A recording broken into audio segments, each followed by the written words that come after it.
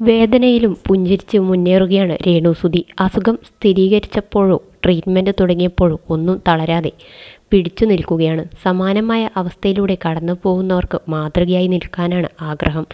ദൈവത്തെക്കുറിച്ചുള്ള പാട്ട് പാടുമ്പോൾ ഈ വേദനകളെല്ലാം ഞാൻ മറക്കും. ഓപ്പറേഷൻ സമയത്തും അല്ലാത്തപ്പോഴുമൊക്കെ ആ പാട്ടാണ് ഞാൻ പാടുന്നത്. നന്നായി പാടിയെന്നുള്ള കമൻറ്റുകൾ കണ്ടിരുന്നു. ഇൻസ്റ്റാഗ്രാമിലും യൂട്യൂബ് ചാനലിലുമായി തൻ്റെ കാര്യങ്ങളെല്ലാം പങ്കുവയ്ക്കുന്നുണ്ട് രേണു. അടുത്തിടെയായിരുന്നു രേണുവിന് ക്യാൻസറാണെന്നുള്ള വിവരം പുറം ലോകം അറിയുന്നത്. 15ാമത്തെ വയസ്സിൽ മാറിൽ ഒരു മുഴ കണ്ടിരുന്നു. ബുദ്ധിമുട്ടുകളൊന്നുമില്ലാത്തതിനാൽ അന്നത് കാര്യമാക്കിയില്ല. സർജറിയിലൂടെ അത് കളയണമെന്ന് ഡോക്ടർ പറഞ്ഞിരുന്നു.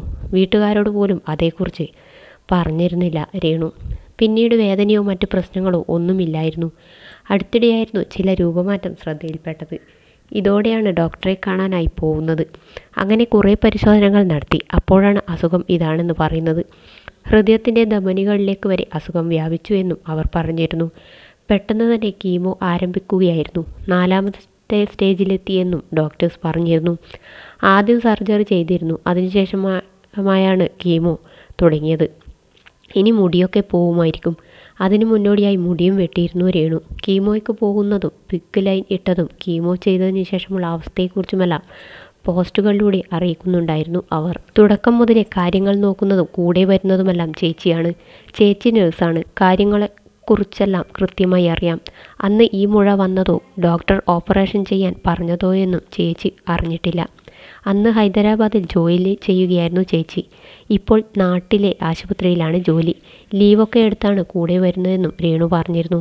കീമോ കഴിഞ്ഞതിന് ശേഷമായി ചേച്ചിയാണ് തനിക്ക് ഫുഡൊക്കെ വാരി തന്നതെന്നും അവർ പറഞ്ഞിരുന്നു. ഇപ്പോഴിതാ കരഞ്ഞു പ്രാർത്ഥിക്കുന്ന ചേച്ചിയുടെ വീഡിയോ പങ്കിട്ടിരിക്കുകയാണ് രേണു. എൻ്റെ ചേച്ചി എനിക്ക് വേണ്ടി കണ്ണീരൊഴുക്കി പ്രാർത്ഥിക്കുന്നു. സഹിക്കുന്നില്ല ദൈവമേ എന്നായിരുന്നു രേണു കുറിച്ചത്.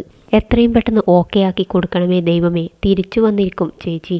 ദൈവം നിങ്ങളുടെ കൂടെ തന്നെയുണ്ട്. ഭയപ്പെടാതിരിക്കൂ. ദൈവത്തിൽ ഉറച്ചു വിശ്വസിക്കൂ. ഈ സമയത്ത് ഏറ്റവും ആവശ്യം ധൈര്യവും പ്രത്യാശയുമാണ്.